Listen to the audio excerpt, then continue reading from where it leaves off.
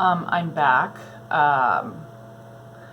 Good morning. Hope everybody's doing well. Thanks again for all the positivity and kind of just riding this wave of positivity. The more we can encourage each other, we amplify that frequency. Speaking of frequencies, really great book. It's by Dr. Morimoto, a Japanese, I don't know if he's a doctor, a smart man in Japan, has dedicated a lot of his life's work to photographing water.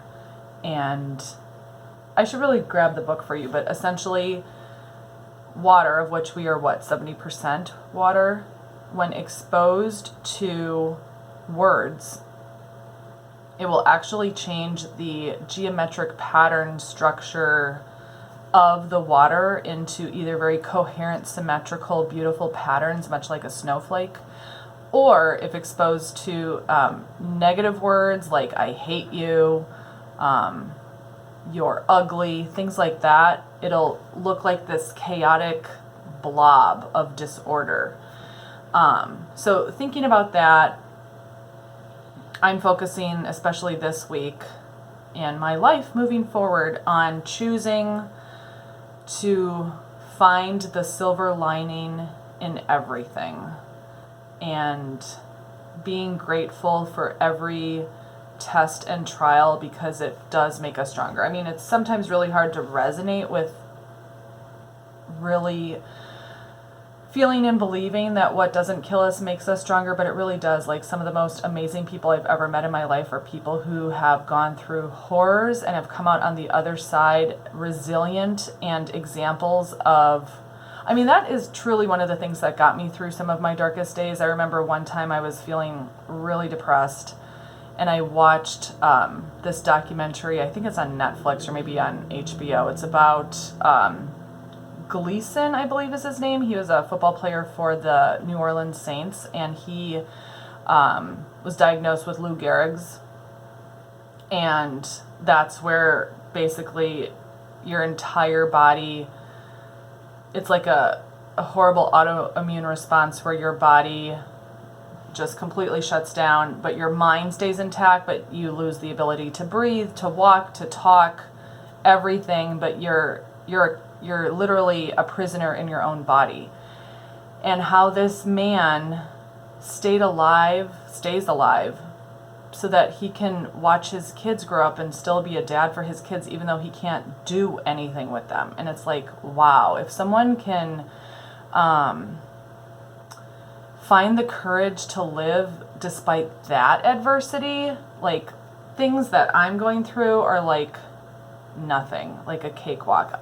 I can do this. We can do this. And one of the things I wanted to make a really quick video about, because I've actually received quite a bit of feedback, which I truly do appreciate from everybody, is in regards to this upcoming judicial trial, of which, I mean, it's in quotes because it is nothing to do with the real legal or justice system that exists in the real world.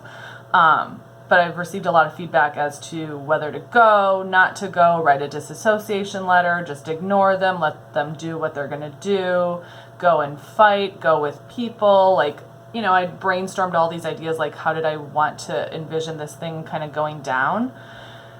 And initially I'd put out an invitation to people I love in my life and new friends who have been such a beam of light in my life, saying, would you like to come with me to the Kingdom Hall at such and such a time on Tuesday to just be like a silent supporter for me and a witness? Because in like a normal court of law, you're allowed to have people behind you as long as they're being respectful and in order.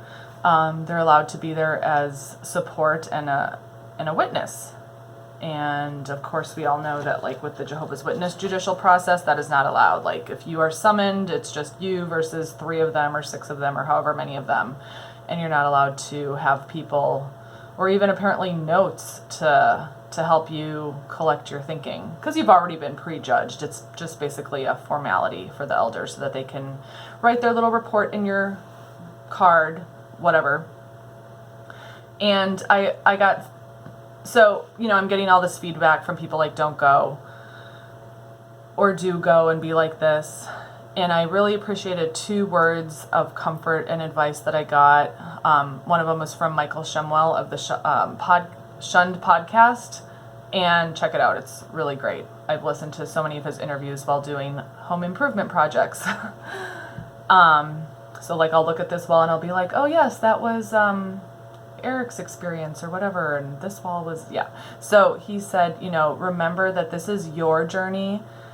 You need to do what's best for you. Like, for example, for him and his wife, they wrote letters of disassociation. And probably, or maybe, like, they didn't even read the letter. Like, it's sad to think that here a person, it's like a kid who, like, makes this piece of artwork for their parent, and then the parent is just like, eh.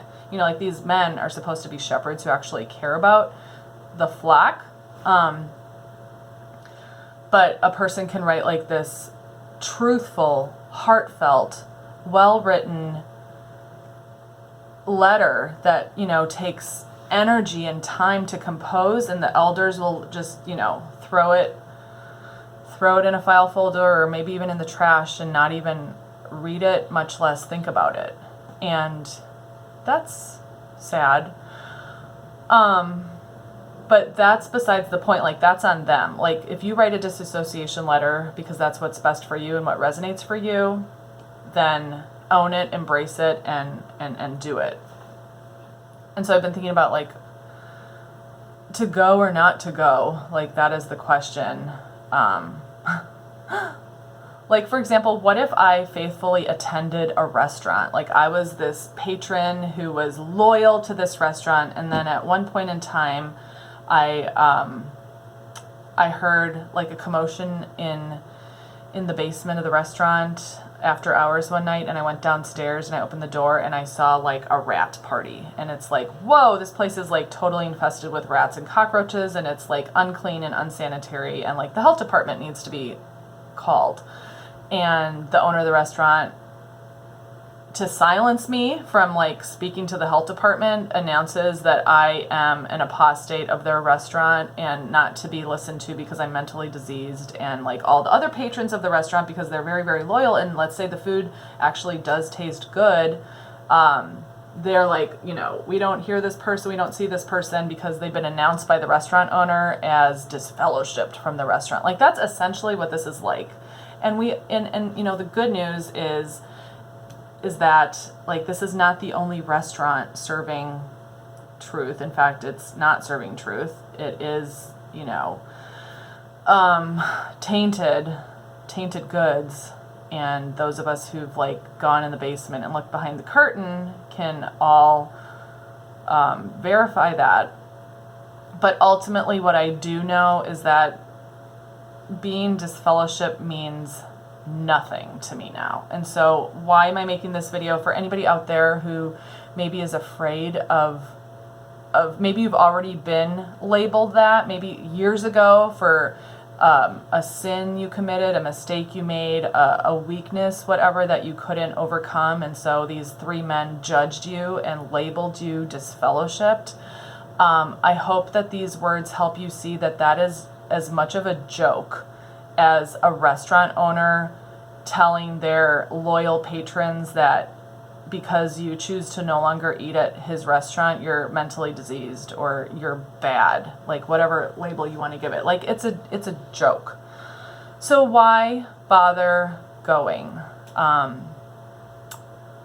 have to pause the video. Why bother going?